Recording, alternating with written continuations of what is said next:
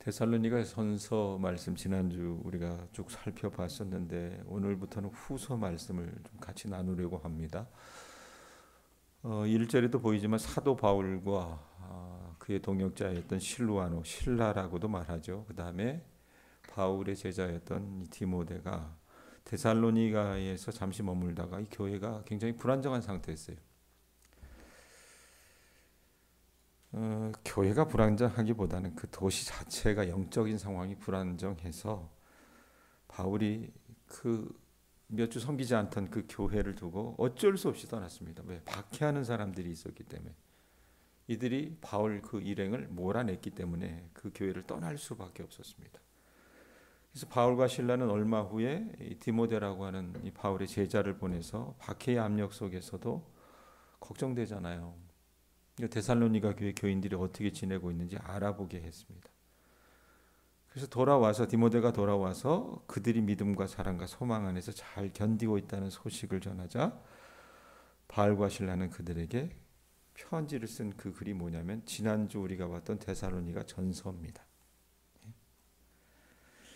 그러고 나서 이 편지를 쓰고 나서 데살로니가 전서라고 하는 이 글을 쓰고 나서 몇 주 지나지 않아서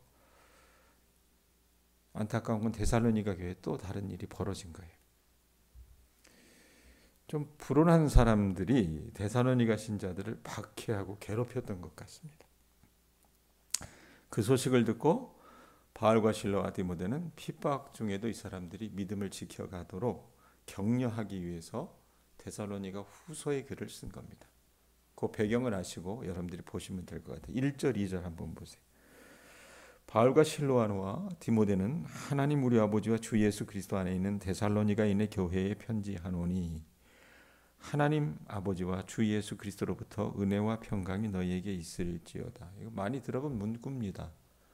데살로니가 전서 1장에 보면 비슷한 문구가 나옵니다. 동일한 문안 인사를 데살로니가 전서 1장에도 했다고 말입니다. 그러므로 굳이 반복해서 이걸 좀 설명할 필요는 없을 것 같습니다. 3절, 4절 보세요.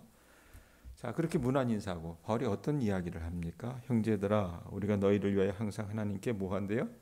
감사할지니. 이것이 당연함은 너희 믿음이 더욱 자라고 너희가 다 각기 서로 사랑이 풍성함이니 그러므로 너희가 견디고 있는 모든 박해와 환난 중에서 너희 인내와 믿음으로 말미암아 하나님의 열애 교회에서 우리가 친히 자랑하노라 이렇게. 자, 바울은요, 이 데살로니가 교회가 작지만 강한 교회라고 그랬잖아요. 믿음으로 치면 이 작지만 강한 믿음을 소유한 데살로니가 교회 신자들을 보면서 제일 먼저 하는 게 뭐예요? 3절 앞부분에 보면 우리가 너희를 위하여 항상 하나님께 뭐 한다 그래요? 감사하고 있습니다. 뭐 때문에 감사하는가? 무엇 때문에 감사하는가? 그 감사의 내용이 그 뒤에 나옵니다. 3절 중간에 한번 보세요. 뭐라고 얘기합니까? 이것이 당연함은 하면서 너희 뭐가? 믿음이 더욱 자랐다. 바울이 무엇 때문에 감사했냐면 이 데살로니가 교회 신자들이 믿음이 더욱 자라가기 때문에 하나님께 감사할 수밖에 없다라고 그렇게 고백해요. 여러분, 이 믿음이 자란다고 하는 것은 이 사람들이 어떻게 해요? 예수를 믿어 회심한다 이런 뜻이라기보다는 주님을 점점 더 살아가면서 의지한다라고 하는 뜻입니다. 1세기 데살로니가는요 꽤 큰 도시였습니다. 한 20만 명 정도 모였던 도시래요. 사람들이 살았던. 그러니까 마게도냐라고 하는 그 속주, 우리로 얘기하면 전라북도의 수도였습니다. 전라북도의 수도가 어디예요? 전주잖아요. 이 마게도냐의 수도가 어디였냐면 데살로니가라고 했습니다. 이 도시가 굉장히 번창한 도시였어요. 항구 도시였기 때문에 무역과 사회적인 교류가 왕성한 도시였습니다. 그러면 로마 시대 역사를 아는 사람이라면 흔히 생각하기를 그래? 사람들이 그렇게 많이 왕래했으면 이 사람들이 신앙생활하는 것이 훨씬 수월했겠구나 생각을 하는데 사실은 그렇지 않았습니다. 왜? 로마의 여러분 황제 그 시저 카이사르라고 하는 것이 곧 그 로마의 신이 되었기 때문에 예수를 참된 주로 고백하는 그리스도인들은 오히려 개방적인 그 사회라 하여도 더 큰 핍박을 받았다고 말입니다. 그런데 이렇게 녹록지 않은 상황 속에서 데살로니가 교회 신자들은 어땠냐면요, 많은 다른 도시에 있는 신자들은 그들의 믿음을 버렸어요. 왜? 살아가는 것이 너무나도 버겁고 힘들기 때문에 신앙을 가지고 살아가는 거죠. 그런데 이 작고 강한 이 데살로니가 교회 신자들은요, 핍박이 오면 올수록 하나님을 더욱더 신뢰하는 거예요. 붙드는 거예요. 예? 데살로니가 교회 교인들이 이 핍박 속에서도 이 믿음의 나무가 자라고 있었던 거라 그 말입니다. 그거 보니까 바울 입장에서는 어때요? 그들의 영적인 나비고 어미잖아요. 너무 신통한 거예요. 그래서 감사하다라고 말하는 겁니다. 자, 이것만 감사했으니까 또 뭐라고 얘기합니까? 2절 중반에 보면 너희 믿음이 더욱 자라고, 그 다음에 뭐라 그래요? 뒷부분에 너희가 다 각기 서로 무엇이 풍성하다 그래요? 사랑함이 풍성함이니. 그들의 풍성한 사랑에 감동을 했어요. 감사했습니다. 여러분, 교회가요, 은혜로운 공동체라고 하는 것을 여러분 우리가 판별할 수 있는 기준이 뭡니까? 그 교회에 사랑이 넘치는가, 그걸 보면 알 수 있습니다. 데살로니가 교회 교인들이 그랬다는 얘기예요. 그래놓고 이 사랑이 넘치는 사람이 한둘이 아니라, 다시 보세요. 3절 뒷부분에 보면 뭐라고 얘기합니까? 너희 믿음이 더욱 자라고, 그래놓고 너희가 이래놓고 어떤 말이 있다라고 했습니까? 다 각기 서로 사랑함이 풍성합니다라고 얘기합니다. 그들 모두가 다 이 사랑에 사로잡혀 있었던 것 같아요. 그러니까 너무 용한 거예요. 바울 입장에서 보면 하나님 이들과 정말 함께 하시는구나. 그래서 감사할 수밖에 없다라고요. 자, 믿음 때문에 감사하다 그랬어요. 이 핍박 가운데서도 믿음 지켰다 그랬어요. 이 사람들이. 그 다음에 더욱더 사랑하다, 서로. 이것 때문에 감사하는데 그것만이었는가? 그게 또 아니에요. 4절 보세요. 뭐라고 얘기합니까? 거기 보면 그러므로 너희가 견디고 모든 박해와 환난 중에서 너희 인내와 믿음으로 말미암아, 이 표현이 있어요. 환난 중에서도 이 사람들이 어떻게 잘 견디고 참고 인내했던 것에 감사했던 거예요. 이 사람들은요, 데살로니가 교회 신자들은 믿음과 사랑이 자라감에 따라서 영적으로 강건해져서 이제는요 정말 강골이, 영적인 강골이 돼서 웬만한 환난, 웬만한 핍박 속에서도 잘 견디며 인내했던 겁니다. 더군다나 여러분, 이들의 믿음이 얼마나 출중했느냐면 거기 4절 뒷부분에 보면 뭐라고 얘기합니까? 너희 인내와 믿음으로 말미암아 이래놓고 뭐라 그래요? 하나님의 여러 교회에서 우리가 친히 자랑한다라고 얘기해요. 바울이요, 자기가 사역했던, 자기가 방문했던 여러 교회들 가운데서 이 데살로니가 교회를 자랑하는 거예요. 그건 여러분, 바울이 내가 얼마나 훌륭한 교회를 개척했는지 봐, 이 얘기가 아닙니다. 어떤 뜻이냐면 보십시오. 하나님의 은혜가 데살로니가 교회 교인들의 삶 속에 얼마나 강력하게 역사하고 있는지 한번 보십시오. 이 사람들은 버거운 박해와 각종 환난을 견디는 그 모습 속에서 정말 하나님이 살아계시다고 하는 것을 우리에게 설득력 있게 보여줍니다. 얼마나 우리가 봐야 될 모범입니까? 얼마나 우리에게 자극이 됩니까? 이런 식으로 어떻게 해요? 하나님의 교회 가운데서 함께 그들이 격려하고 북돋고 있다고 말입니다. 자, 이러면서 5절을 보세요. 5절 보면 이는 하나님의 공의로운 심판의 표요 너희로 하여금 하나님의 나라에 합당한 자로 여김을 받게 하려 함이니 그 나라를 위해 너희가 또한 고난을 받느니라. 자, 여러분, 우리가 보통 보면 하나님 앞에서 신자들이 잘못하면 고난을 당하는 경우들이 있긴 하죠. 근데 꼭 여러분, 무엇을 잘못해서 고난이 오는 경우만 있는 것이 아닙니다. 5절에 있는 것처럼 이 신자가 예수를 잘 믿으려고 이 데살로니가 교회 교인들은 애를 썼잖아요. 근데 왜 핍박이 오는가? 그건요, 이 신자의 환난에 따른 보상을 지금 하나님께서 바울을 통해서 5절에 얘기하는 거예요. 그건 뭐냐? 장차 임할 하나님 나라에 대해서 얘기를 해요. 그래놓고 6절에 보면 뭐라고 얘기합니까? 너희로 환난 받게 하는 자들에게는 뭐로 갚으신다 그래요? 환난으로 갚으시고.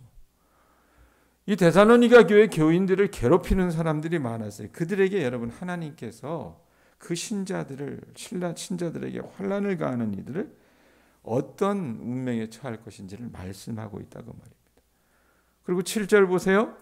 환난을 받는 너희에게는 우리와 함께 안식으로 갚으시는 것이 하나님의 공이시니 주 예수께서 자기의 능력의 천사들과 함께 하늘로부터 불꽃 가운데에서 나타나신다라고 얘기해요. 하나님이 여러분 악인을 심판하신다 그랬잖아요. 그때에 의롭게 산 사람들, 데살로니가 교회 신자들처럼 의롭게 산 사람들은 어떻게 하냐면 그 환난으로부터 안식을 얻게 하신다라고 그들의 미래의 삶에 대해서 말씀을 해주세요. 그러다가 8절, 9절에서 바울이 이렇게 앞에서 왔다 갔다 5절부터 하다가 하나님을 모르는 자들과 주 예수의 복음에 복종하지 않는 자들에게 그들을 대상으로 바울이 어떤 말을 하냐면 8절, 9절 보세요. 뭐라고 얘기합니까? 하나님을 모르는 자들과 우리 주 예수의 복음에 복종하지 않는 자들에게 뭐가 있다 그래요? 형벌을 내리시리니 이런 자들은 주의 얼굴과 그의 힘의 영광을 떠나 영원한 멸망의 형벌을 받으리로다라고 얘기해요. 악인들은요 하나님께서 환난으로 대갚아 주실 거라고 말씀을 하세요. 이 사람들은 형벌을 받게 되고 영원한 멸망의 형벌을 받는다라고 말합니다. 또 주님의 임재, 그 주님의 얼굴로부터 추방될 것이라고 하는 것을 8절부터 9절 말씀에 바울이 설명을 해요. 자, 이렇게 바울이 이제껏 환난당하는 신자들과 그들을 핍박하는 사람들, 또 의인과 악인, 구원받는 무리와 하나님의 진노를 당하는 무리 사이를 오가면서 그들은 어떤 일에 처할 것이다라고 이야기하다가 이제는 어때요? 구원받는 사람들, 이 데살로니가 교회 교인들과 같은 사람들에게 초점을 두면서 그의 글을 맺습니다. 10절 한번 보세요. 뭐라고 얘기합니까? 그날에 그가 강림하사 그의 성도들에게서 영광을 받으시고 모든 믿는 자들에게서 놀랍게 여김을 얻으시리니 이는 우리의 증거가 너에게 믿어졌음이라라고 얘기해요. 신자에게 예수 그리스도의 재림은 왕과 함께 빛을 발하는 순간이라고 말해요. 예수 그리스도는 구원을 잃은 무리의 심판자로서만 아니라 구원받는 여러분 사람들의 왕으로서 다시 오실 것을 데살로니가 교회 교인들에게 이야기하고 있다고 말입니다. 그날 예수님은 성도들에게서 영광을 받으시고 신자들에게 놀랍게 여기심을 얻을 거라고 얘기를 해요. 박해했던 사람들은 이제껏 구원을 거부했기 때문에 당연히 심판을 받게 되지만 믿음 지키기 위해서 환난당한 그 사람들은 예수님을 믿었기 때문에 뭐라고 얘기합니까? 영화롭게 된다라고 말씀을 하세요. 이렇게 1장을 마무리하면서 11절 12절에 바울이 이 데살로니가 교회 교인들을 위해서 중보기도 합니다. 11절 12절 한번 보세요. 11절 12절 같이 읽습니다. 시작. 이러므로 우리도 항상 너희를 위하여 무한대요 기도함은, 그러면서 어떻게 기도합니까? 우리 하나님이 너희를 그 부르심에 합당한 자로 여기시고 모든 선을 기뻐함과 믿음의 역사를 능력으로 이루게 하시고 우리 하나님과 주 예수 그리스도의 은혜대로 우리 주 예수의 이름이 너희 가운데서 영광을 받으시고 너희도 그 안에서 영광을 받게 하려 함이라. 무슨 내용인지는 잘 모르겠지만 그냥 좋은 내용이다 이렇게 생각을 해요. 데살로니가 교회 교인들은요 바울에게 있어서 애틋한 존재였다라고 얘기했잖아요. 그래서 항상 더 이들을 위해서 무릎 꿇고 기도를 했던 것 같습니다. 자, 그런데 기도의 제목이 뭡니까? 하나님이 그들을 부르심에 합당한 자로 여겨주시도록 기도를 해요. 또한 그들에게 선을 기뻐함과 믿음의 역사를 능력으로 이루어 주시도록 하나님께 간구합니다. 아울러 예수 그리스도의 이름이 그들 가운데서 영광을 받으시고 그들도 그 예수님 안에서 영광을 받도록 기도합니다. 자, 여러분 바울의 기도하고 우리의 기도하고 한번 좀 대비시켜 보면 어떨까라는 생각이 좀 합니다. 너무 많이 달라요. 우리가 주로 여러분 간구하는 기도 제목을 한번 정리를 해봅시다. 정리하면 그것은 뭡니까?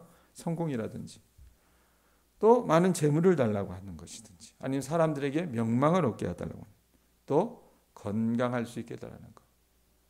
자녀들을 위해 기도하면 똑똑할 수 있도록 지혜를 달라고 기도하든지, 그 자녀들이 뭐 직장을 다니고 있다고 하면 직장 속에서 실적을 얻어갈 수 있도록, 자녀들이 가정을 이룬다면 또 내가 가정을 이루고 있다면 행복을 가져다 주시도록, 뭐 이런 것들이 아마 우리 기도의 대부분일 것입니다. 그런데 바울은요, 우리에게 그런 기도를 하라고만 말하지 않아요. 우리가 여러분 살아가면서 겪게 되는 모든 문제들만 사라지게 해달라고 기도하지 않았다는 겁니다. 예? 뻔한 우리들의 기도의 틀에 바울은 얽매이지 않고 어떻게 했습니까? 그가 하나님께 감사했던 은혜의 징후들이, 은혜 받은 사람이라면 어떻게 살아나가는가 다르거든요. 세상 사람들과 다르기 때문에 그 하나님의 사람이라고 하는 그 은혜의 징후들이 더 많아지도록 기도하고, 그들이 이 땅에 살지만 영원한 가치를 내다보는 사람으로 살아나갈 수 있도록 해달라고 기도했다 그 말입니다. 왜 그렇게 기도했는가? 여러분, 장차 여러분이나 저나 언젠가는 우리 인생을 마감하고 주님 앞에 결산할 날이 올 겁니다. 바울이 그걸 알았어요. 그러면 그 마지막에 하나님께서 여러분, 우리 박관순 집사님이나 우리 조순성 권사님 이 가정을 보면서 물으실 겁니다. 야, 내가 내게 준 구원을 가지고 너는 그동안 무엇하며 살았느냐? 은혜로 너를 부른 나에게 너는 그 땅에서 살아나가면서 어떻게 반응했느냐? 그 부르심에 조금이라도 너가 합당하게 살았느냐? 물으실 때가 있다고 말입니다. 여러분, 우리 하나님은요, 우리가 잘 되기를 바라시거든요. 우리 하나님은요, 우리 교인들이 이 땅에 살아나가면서 성숙한 그리스도인으로서 열매를 맺어나가기를 원하십니다. 바울이요, 이 데살로니가 교회 교인들을 보면서 기도했던 것은 그들도 그런 사람들로 살아가기를 원했던 거예요.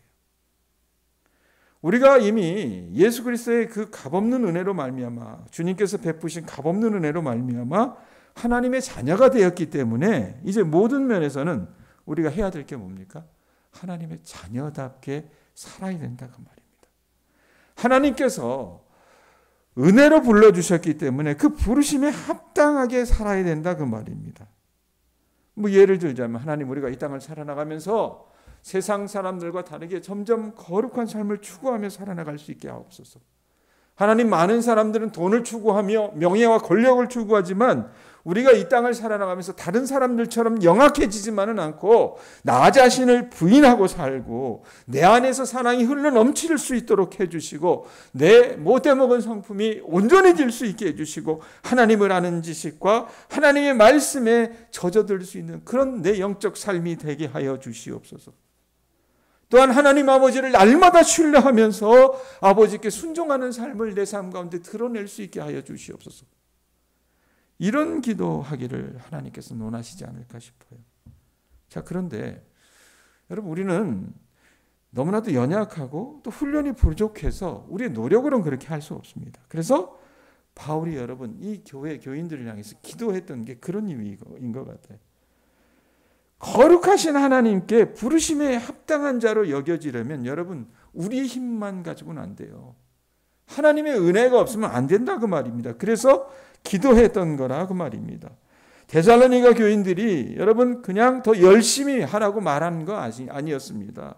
하나님이 그들을 부르심에 합당하게 해주시도록 그 목표를 그들에게 여러분 인식하고 그들을 위해서 기도해요. 이것은 여러분 그들의 삶 속에서 하나님께서 철저히 역사하셔서 결국 하나님이 흡족하게 여기실 그만큼 그들이 합당하게 살아가게 해달라고 하는 기도와 같다 그 말입니다. 우리도 여러분 자식을 키워보셔서 아시잖아요. 우리 집사람이 저는 가장 부러울 때가 언제냐면 우리 딸내미 전화 받을 때. 얘 입장에서는 여러분 보면 귀찮을 때도 있죠. 왜? 엄마한테 했던 말을 똑같이 아빠한테 할 수는 없잖아요. 그러니까 매일 학교를 왔다 갔다 하면서 사람들을 만났던 얘기, 또 무슨 뭐 동아리에서 뭐 그가 신앙생활 했던 얘기, 교회를 다니면서 그가 누렸던 얘기를 이렇게 하는데 아빠하고 말하는 건요 딱 몇 가지밖에 없어요. 돈 보내달라는 거. 그 외에 몇 가지밖에 없어요. 근데 그게 참 보면서 너무나 어떨 때 보면은 참 부럽거든요. 부러운데 부러우면서도 한편 대견한 게 뭐냐면 어제는 이 딸이 뭐라고 얘기했냐면 이 아이가 이 대학부는 다른 교회로 다녀요. 지금 자기가 머물고 있는 그 교회의 대학부가 그렇게 건강하지 못해서 그래서 그 대학부 다른 교회 다니면서 그 아이들과 멀리 다니거든요. 한 시간 반을 차를 타고 가요. 왔다 갔다 3시간입니다. 근데 자기 영이 살아야 되기 때문에 가서 이제 그들과 함께 교제하는데 어제는 굉장히 가기 싫었던 모양이에요. 그럴 때가 있잖아요.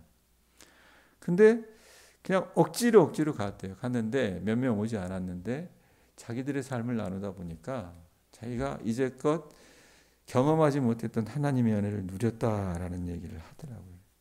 자, 부모된 여러분, 우리 입장에서 보면 그 아이들의 믿음이 커나가는 그걸 보면 얼마나 흡족합니까? 예? 하나님이 여러분 우리를 보면서 그런 마음이실 거라고 말입니다. 우리 교우들이요, 저는 우리 교인들, 교우들의 이 자녀들이 여러분들이 어떤 모든 권속들이 잘 되기를 바랍니다. 그렇게 늘 기도하고 있어요. 그런데 여러분들의 기도의 영역을 좀 넓혀 보셨으면 좋겠어요. 여러분이 가정과 교회와 자녀를 위해 바울이 말한 것처럼 기도한 때가 어느 때인지 한번 물어보셨으면 좋겠어요. 여러분의 자녀가 그리스도인의 신분에 합당하게 살기를 위해 기도하기보다 여러분 우리는 어떻습니까? 그 아이가 당장 이 닥친 절박한 문제, 뭐 시험에 합격하고 좋은 직장에 취직을 하고 행복해지고 또 우리를 위해서는 어떻습니까? 그저 먹고 사는 그런 문제들을 놓고 기도할 때가 태반이라고 말입니다. 그건요, 죄송스럽지만 우선순위가 뒤바뀐 것입니다. 우리가 여러분 그리스도인이라면 우리 자녀들이 물질적 형통으로 인해서 우리는 기뻐하지만 정작 우리 자녀가 자신을 지으신 하나님께 전혀 무관심한 데 대해서는요, 요즘 시대 그리스도인들은 보면 걱정이 별로 없습니다. 우리 자신을 향해서 그럴 때가 많다고 말입니다. 여러분, 우리가 우리 자신과 우리 자녀와 우리 공동체에 속한 그리스도인들을 위해서 가장 먼저 기도해야 될 제목은 무엇인지 오늘 말씀을 통해서 도전받으셨으면 좋겠습니다. 바울이 기도한 것처럼 그렇게 한번 기도해 보실 수 있는 이 아침이 되시기 바랍니다.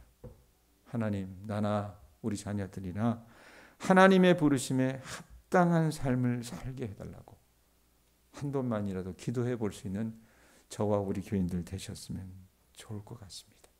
우리가 여러분 기도하면서 그렇게 믿음의 씨앗을 뿌리면 그 믿음의 열매가 우리 자녀들에게서 나타날 줄로 믿습니다.